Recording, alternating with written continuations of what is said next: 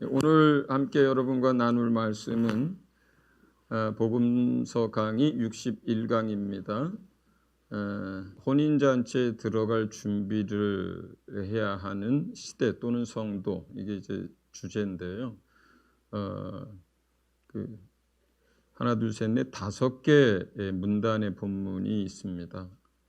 첫 번째는 누가복음 12장 54절에서 56절.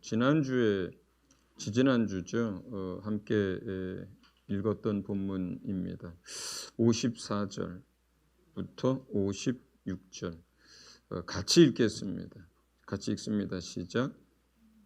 또 무리에게 이르시되 너희가 구름이 서쪽에서 이는 것을 보면 곧 말하기를 소나기가 오리라 하나니 과연 그러하고 남풍이 부는 것을 보면 말하기를 심히 더우리라 하나니 과연 그러하니라.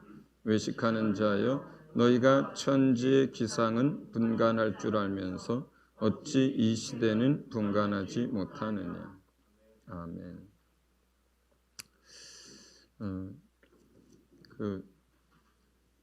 어느 시대나 그 시대를 분간하라고 주님 말씀하셨어요. 그러나 더더욱이나 지금 시대에는 여러분이 자주 이 생각을 좀 하셨으면 좋겠습니다. 과연 하나님의 시간표 안에서 지금 시대는 어디쯤일까? 어디쯤일까?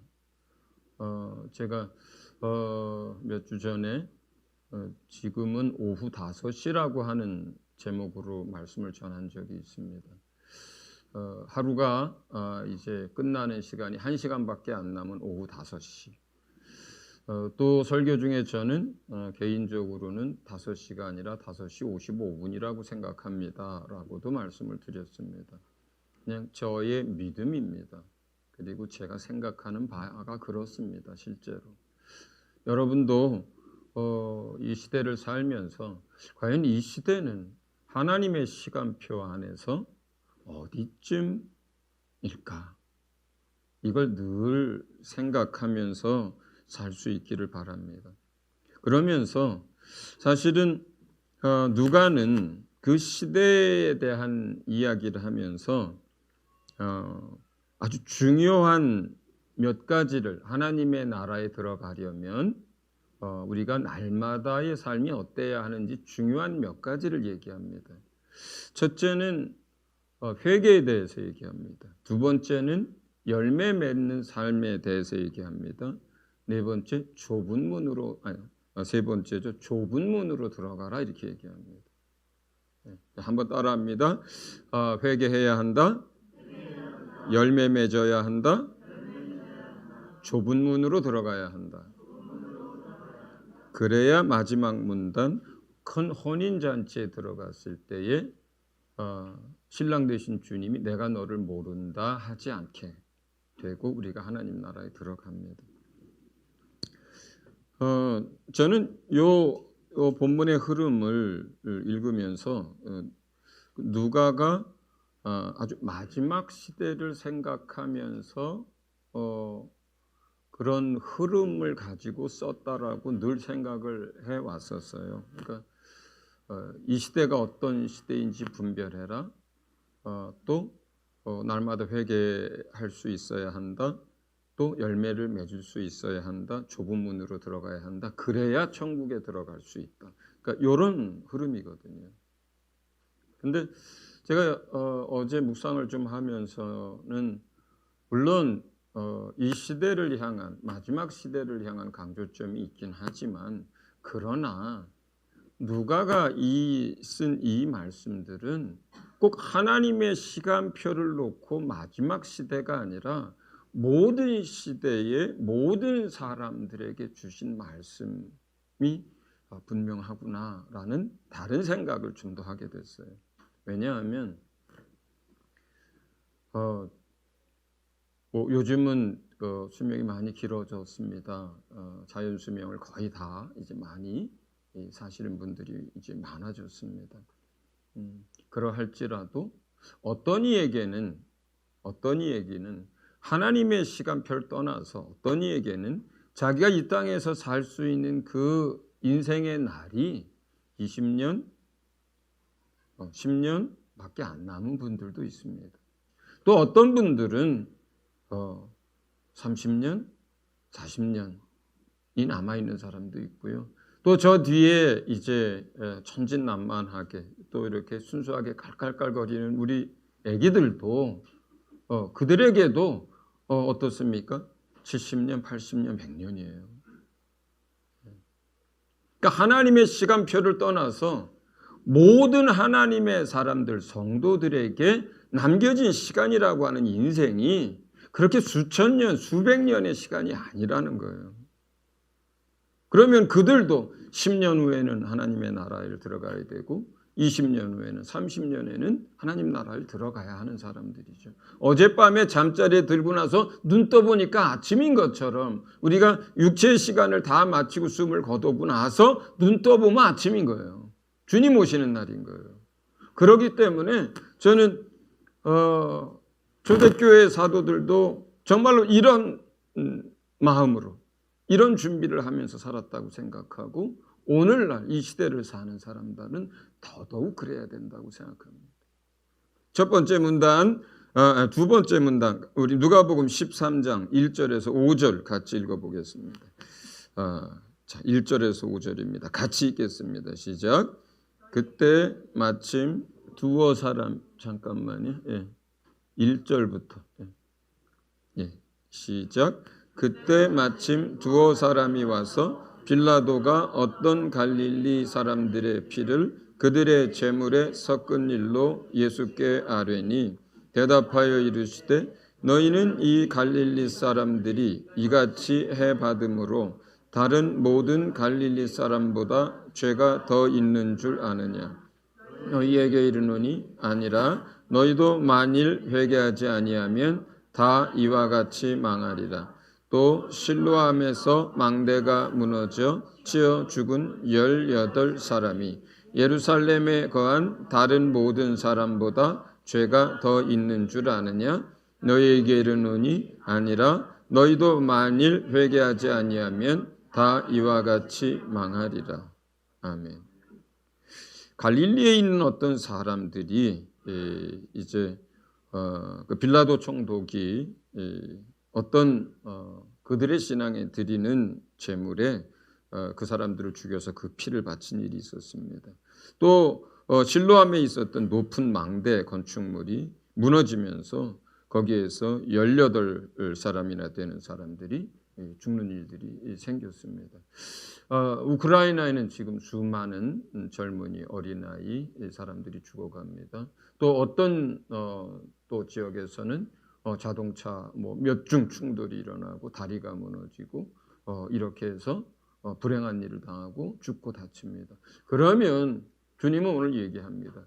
그런 불행을 당하고 그런 죽임을 당하고 졸지에 그렇게 화를 입은 그 사람들이 지금 숨쉬고 살아가고 있는 살아있는 사람들보다 특별히 죄가 더 많기 때문에 우크라이나 사람들이 죄가 더 많기 때문에 또 어떤 무슨 전복 사고를 당한 그 사람들이 무슨 죄가 더 많기 때문에 그런 게 아니라는 거예요. 우리도 살아있는 모든 사람도 다 회개하지 않으면 무슨 얘기예요? 다 똑같이 죄 가운데서 살고 있기 때문에 그 죄 문제를 날마다 주님 앞에 가지고 나오지 않으면 그와 같이 다 망할 수 있다. 오늘 그들이 사고는 안 당하지만 그들이 회개치 않는 삶을 산다면 하나님의 심판대에서 언젠가는 영원히 멸망하게 되는 날이 올 것이다. 이렇게 얘기를 합니다. 우리가 이 회개의 문제를 저는 이제 실제적으로 우리 삶에서 어떻게 적용을 해야 한다고 믿느냐면 여러분 아침에 일어나면 눈곱 띄고 세수하잖아요. 이빨 닦죠. 그죠? 네, 손 닦고. 또 여러분 저녁에 하루를 마칠 때 여러분 세수하시죠? 이빨도 닦고 발도 닦고 그리고 샤워도 하고 그렇게 합니다. 네. 몸을 그렇게 합니다. 몸을 씻습니다. 그렇게 안 하면 얼굴도 지저분해지고 냄새도 나고 막 역겹게 될 수 있죠. 그렇죠?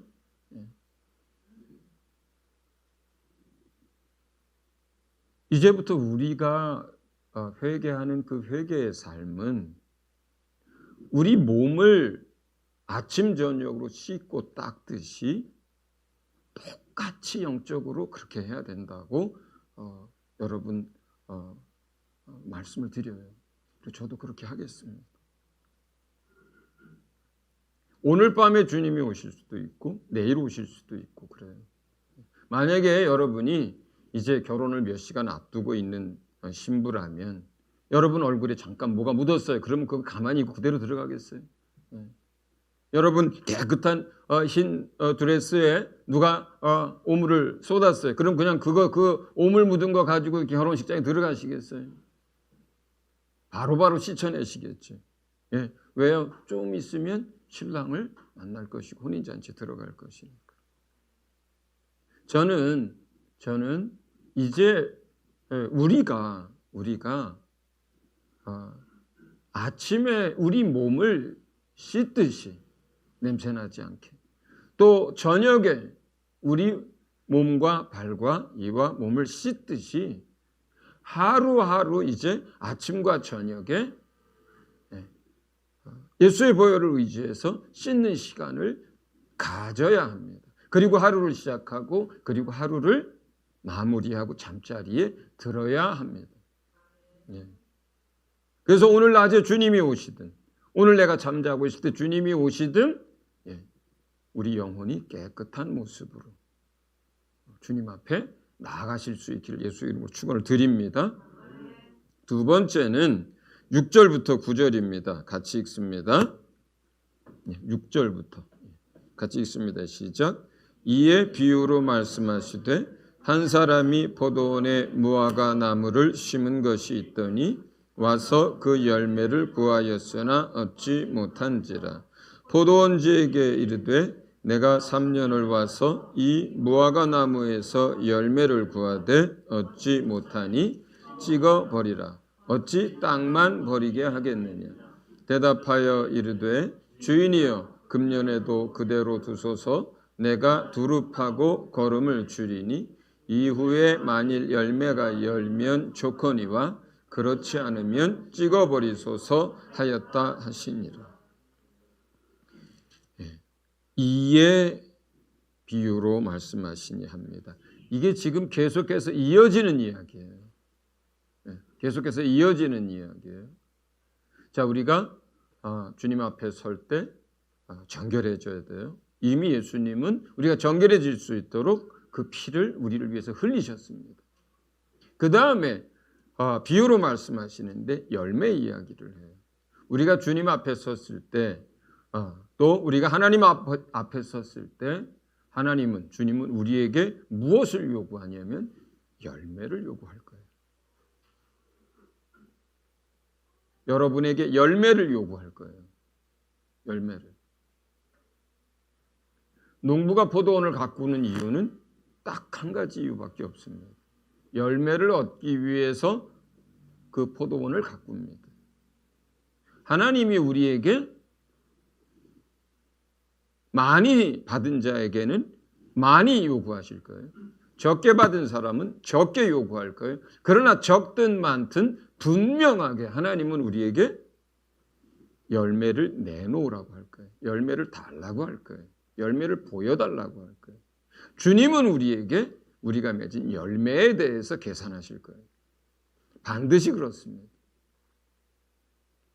그러면 열매라고 하는 것은 무엇이냐? 무엇과 같으냐?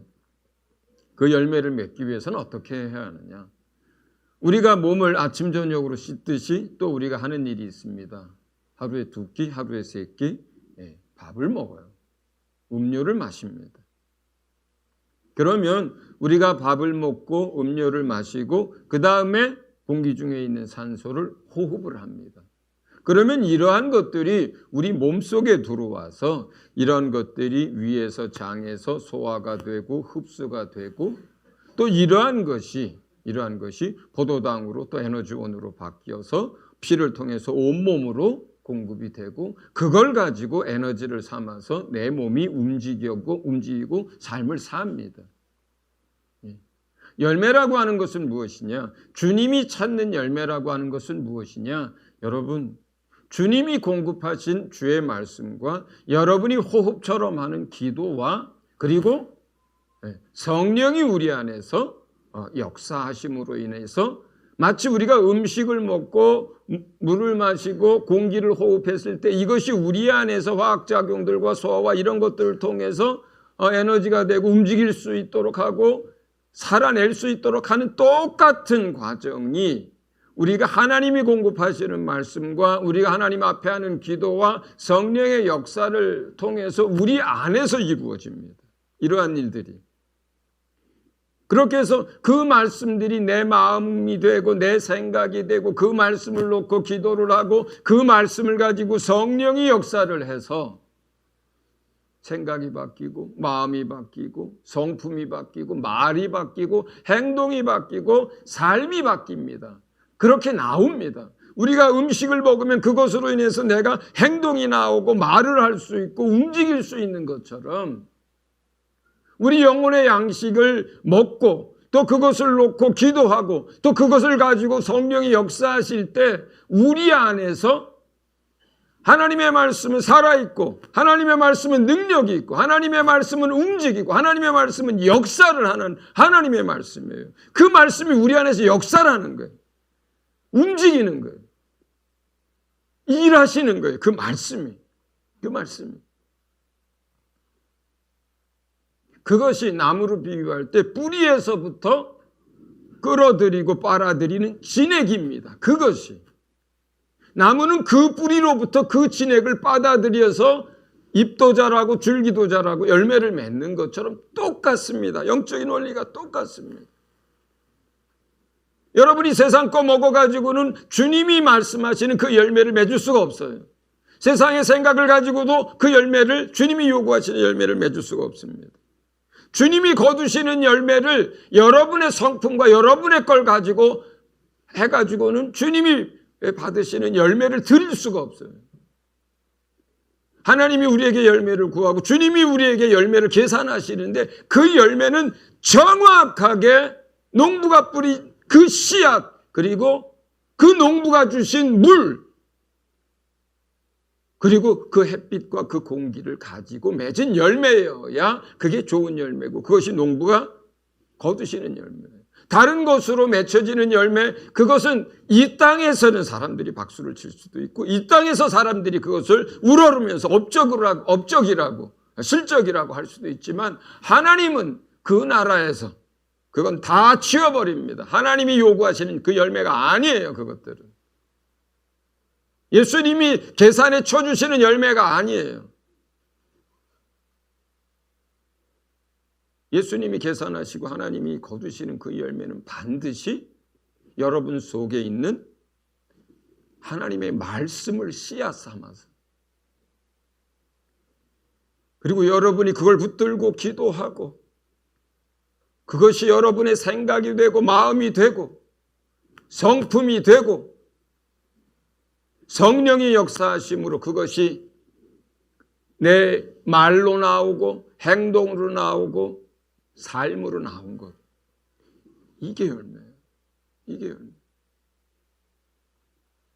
이걸 거두신다는 거예요. 이걸 요구하신다는 거예요. 우리가 삼시세끼 밥을 먹듯이 그리고 쉬지 않고 호흡을 하듯이 바로 우리가 하나님의 영적인 양식들을 먹고 성경에 이른 것처럼 쉬지 않고 기도하면서 우리 안에 그 하나님의 말씀이 역사하는 거예요. 일하시는 거예요. 그걸 통해서 내 입술로 나온 말, 그걸 통해서 내 행동으로 나온 것, 그걸 통해서 내 삶으로 나온 것. 이게 열매예요. 그 행동과 그 말과 삶을 통해서 어떤 일들이 벌어질지는 우리 소관이 아니에요. 그건 하나님의 역사에 의한 것이고 또 그 상대방의 역사에 의한 것들이에요. 그들에 의한 것들이에요. 우리의 열매는 어디까지냐면 우리가 그 말씀과 또 그 은혜와 성령의 역사를 통해서 내 입술로 나온 그 말, 내 행동으로 나온 그 행동, 내 삶으로 나온 그 삶, 이것 자체가 열매예요. 이것 자체가 열매예요. 하나님이 여러분에게 이 열매를 찾습니다.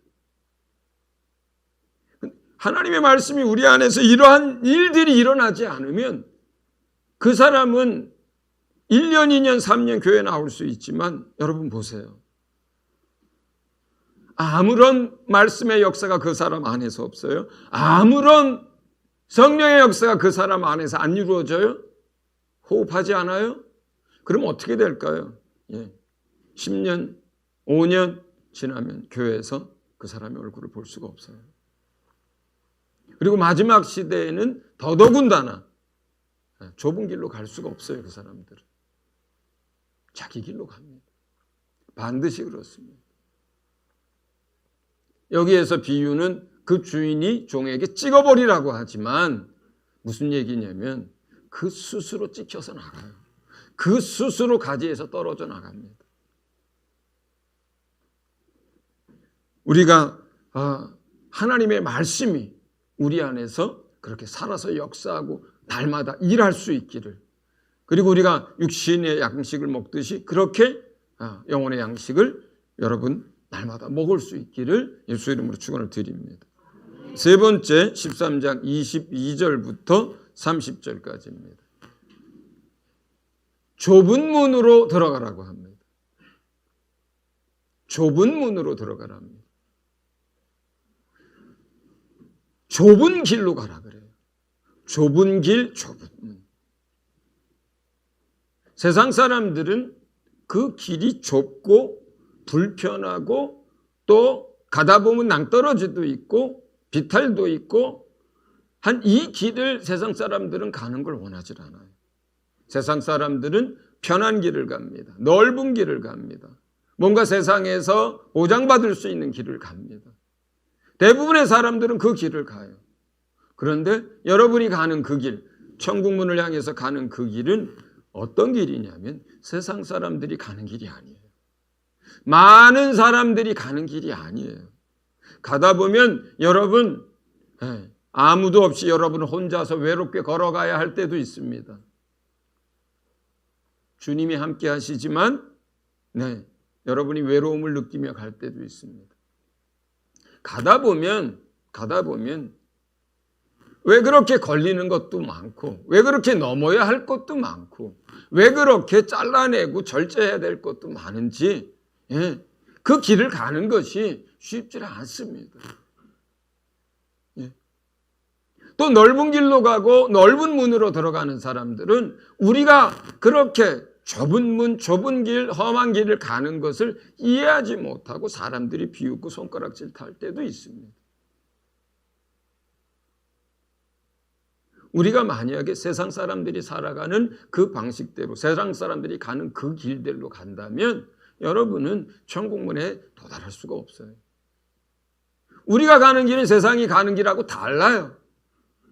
그걸 이상히 여기면 안 되는 거죠. 이제는 가는 길이 달라요. 저들은 넓은 길, 평안한 길, 그리고 저들이 많은 사람들이 가는 그 길을 가지만 저희는 좁은 문으로 들어가고 좁은 길로 가면서 불편한 길을 걸습니다. 가는 길이 달라요. 그렇기 때문에 세상 사람들과 비교하면 우리가 시험 드는 거예요. 길이 다른데. 세상에 가는 그 흐름으로 나도 따라가면 우리는 이미 그 좁은 길에서 벗어나서 세상 사람들이 가는 그 길로 가고 있는 거예요. 우리가 그 좁은 길을 가고 불편한 길을 갈 때 우리가 외롭지 않게 가려면 어떻게 하겠습니까? 주님이 우리와 함께 하지만 그것으로 다 되진 않아요. 주님 한 분이면 다 충분합니다. 그러나 우리는 또 필요한 것들이 있어요. 누구냐면 함께 걸어가야 할 공동체가 필요해요. 그 길이 좁고요.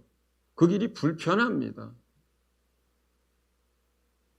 그래도 함께 걷는 몇 사람들이 있고 함께 걷는 무리가 있으면 가다가 지칠 때 서로 잡아주기도 하고요. 가다가 어디를 다치면 부축해 주기도 하고요. 목이 마르면 물도 같이 나누어 마시고요. 그리고 힘들 때 같이 찬송도 부르면서 그러면서 가야 하는 길이거든요. 여러분 옆에 있는 한 분 한 분이 그렇게 소중한 분들이세요. 여기에 계신 한 분 한 분이 세상의 넓은 길로 가는 분들이 아니고 세상 사람들이 다 가는 길로 가는 사람들이 아니고 여기 계신 한 분 한 분이 그 좁은 길을 같이 가는 사람들이에요. 그 험한 길을 같이 가는 사람들입니다.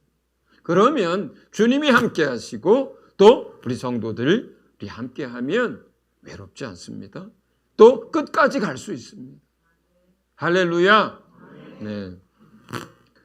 그리하여서 마지막 누가복음 14장에는 이제 큰 잔치 비유로 이 말씀을 정리합니다.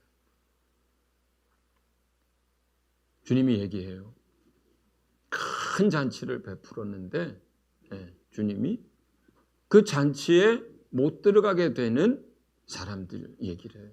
그런데 그 사람들이 누구냐면 주의 이름으로 능력도 행하고 주의 이름으로 기적도 행하고 주의 이름으로 많은 일들을 했던 사람들이라 그래요.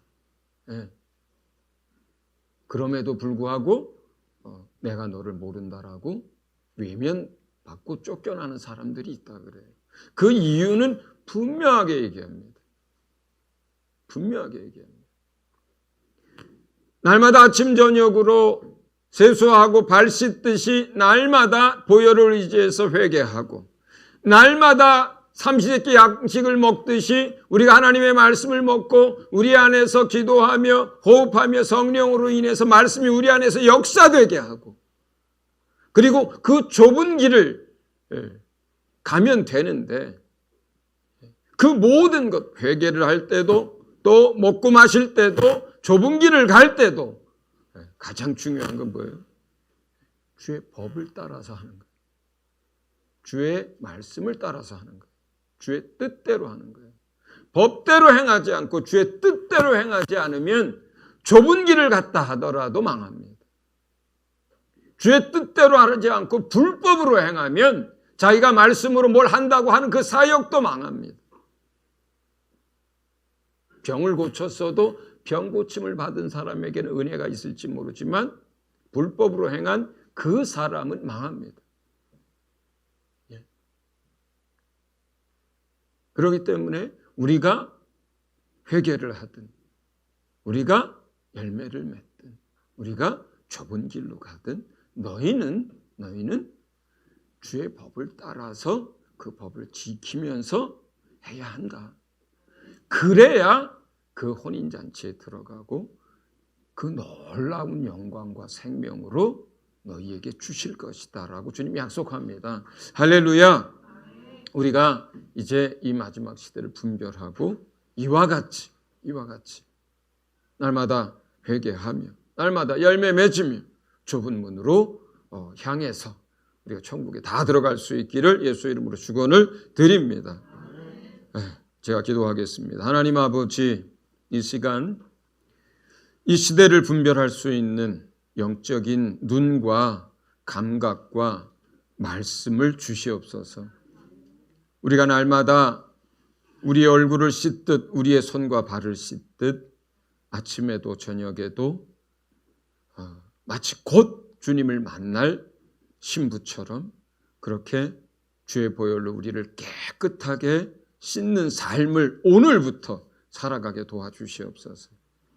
날마다 하나님의 말씀을 영의 양식으로 먹고 또 매 순간 공기를 호흡하듯 쉬지 않고 기도하며 성령이 우리 안에 오셔서 그 말씀을 가지고 일하심으로 하나님 앞에 우리가 서는 날 하나님 앞에 드릴 많은 열매가 있는 삶이 되게 하여 주시옵소서. 하나님, 우리가 세상 사람들이 가는 길이 아니라 주님이 가신 그 길을 가게 하시고 오직 주의 법을 따라 그 길을 걸어가게 하여 주시옵소서. 하나님, 우리가 약합니다. 우리 참으로 공동체로 묶어주시고 진정한 영원한 한 가족으로 묶어주신 우리 형제들, 우리 자매들이 함께 손을 잡고 함께 격려하며 붙들어주며 이 길을 갈 수 있도록 도와주시옵소서. 감사드리며 예수 이름으로 기도합니다. 아멘.